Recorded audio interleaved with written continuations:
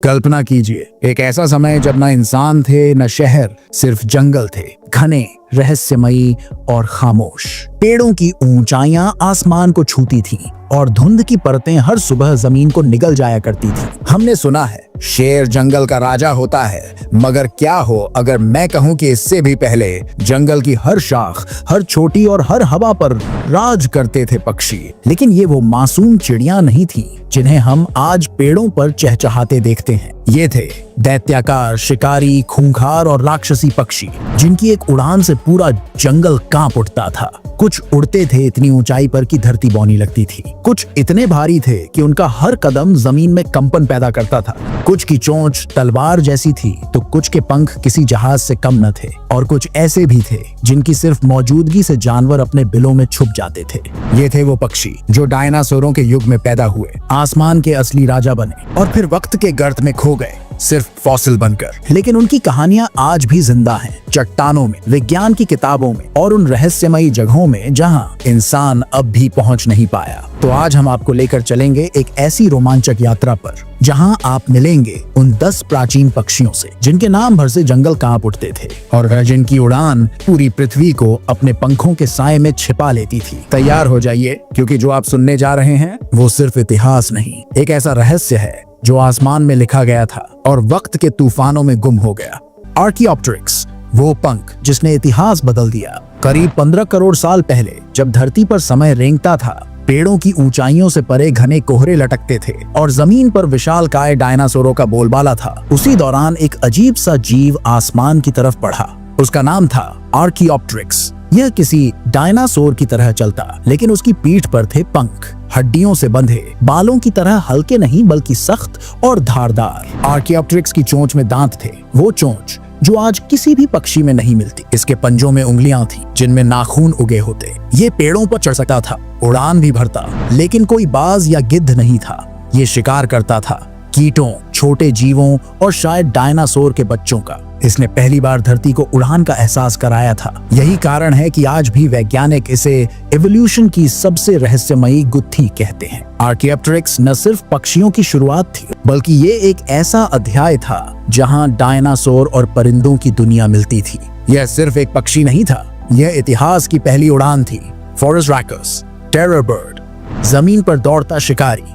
अब जरा उस दृश्य की कल्पना कीजिए। आप एक सुनसान मैदान में खड़े हैं और दूर कहीं जमीन कांप रही है, हवा में एक तेज सन्नाटा है और अचानक एक विशाल छाया आपकी ओर दौड़ती है। यह है फॉरेस्ट रैकर्स। यह कोई कल्पना नहीं बल्कि हकीकत थी। एक 10 फीट लंबा पक्षी जो उड़ता नहीं था बल्कि दौड़ता था 70 किलोमीटर प्रति घंटे की रफ्तार से। इसकी चोंच कुल्हाड़ी जैसी थी, लंबी, घुमावदार और इतनी धारदार कि एक ही झटके में वह किसी जानवर की गर्दन तोड़ सकता था। ये जंगल के बीचों बीच खड़ा होकर पूरे इलाके पर नजर रखता और जैसे ही कोई शिकारी जानवर या कमजोर जीव उसकी नजरों में आता, वो टूट पड़ता। इतना खतरनाक कि वैज्ञानिक मानते हैं अगर यह आज के समय में होता तो इंसान का जंगल में रहना मुश्किल हो जाता। इसका नाम था टेरर बर्ड और इसका काम था जंगल में डर फैलाना।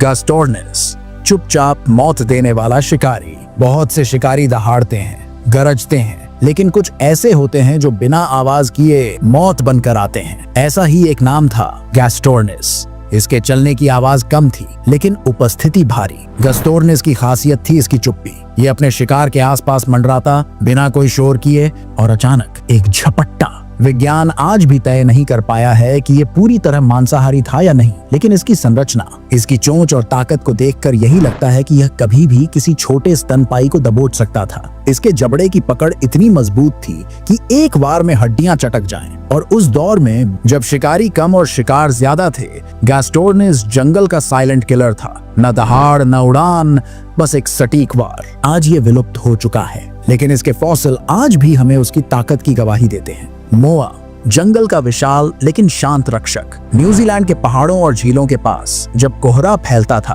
तो दूर से एक भारी चलने की आवाज आती, जैसे धरती खुद हिल रही हो, और वो था मोआ। ये पक्षी किसी भी इंसान को बौना दिखा सकता था। इसकी टांगे इतनी मजबूत थीं कि एक झटके में किसी शिकारी को दूर फेंक सकती थी। मोआ उड़ नहीं सकता था, न ही ये शिकारी था। यह पत्तियां, फल और पेड़ों की छाल खाकर जीवन यापन करता था। लेकिन इसकी मौजूदगी ही जंगल में एक अनकही गंभीरता ले आती थी। हजारों सालों तक यह पक्षी इंसानों से अछूता रहा, लेकिन फिर इंसानों का प्रवेश हुआ और मोआ की किस्मत बदल गई। इसकी मांस और अंडे की चाह में लोगों ने इसका भारी मात्रा में शिकार किया और कुछ ही 100 वर्षों में ये विशाल पक्षी विलुप्त हो गया। आज भी न्यूजीलैंड के जंगलों में अगर ध्यान से सुना जाए तो लगता है जैसे मोआ की भारी चाल फिर से लौटने को है। एपियोर्निस, एलिफेंट बर्ड, विशालता की अंतिम मिसाल। अब बारी है उस पक्षी की जो न सिर्फ जंगल बल्कि पूरे द्वीप पर सबसे बड़ा जीव माना जाता था, एपियोर्निस, जिसे एलिफेंट बर्ड भी कहा गया।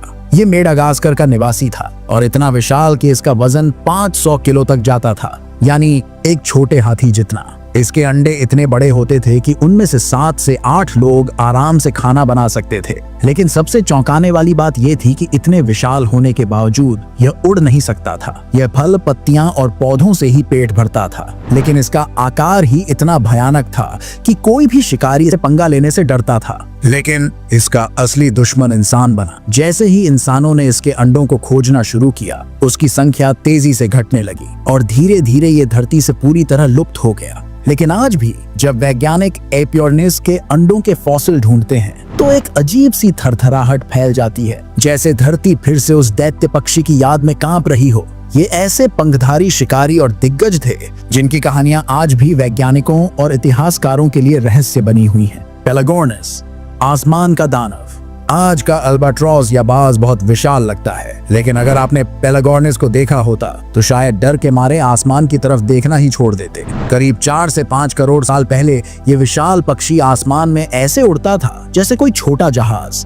इसके पंखों का फैलाव था लगभग 7 मीटर, यानी एक मिनी बस जितना चौड़ा। लेकिन सिर्फ पंख ही नहीं, इसकी चोंच की बनावट किसी डरावने जीव की तरह थी। पेलागोर्निस की चोंच में थे दांत जैसे प्रोजेक्शंस, जिन्हें प्सूडोटीथ कहा जाता है। ये अपने शिकार, मछलियां, स्क्विड और समुद्री जीवों को उड़ते हुए पकड़ता था और तेजी से फिर से आसमान में लोप हो जाता। वैज्ञानिकों के अनुसार ये पक्षी दुनिया के सबसे कुशल ग्लाइडर, लंबी दूरी तक बिना पंख फड़फड़ाए उड़ने वाला में से एक था। जब ये उड़ता था तो नीचे के समुद्री जीवों के लिए वह मौत की छाया बन जाता। पेलागोर्निस आज भी पक्षियों की उड़ान की सीमा को परिभाषित करता है।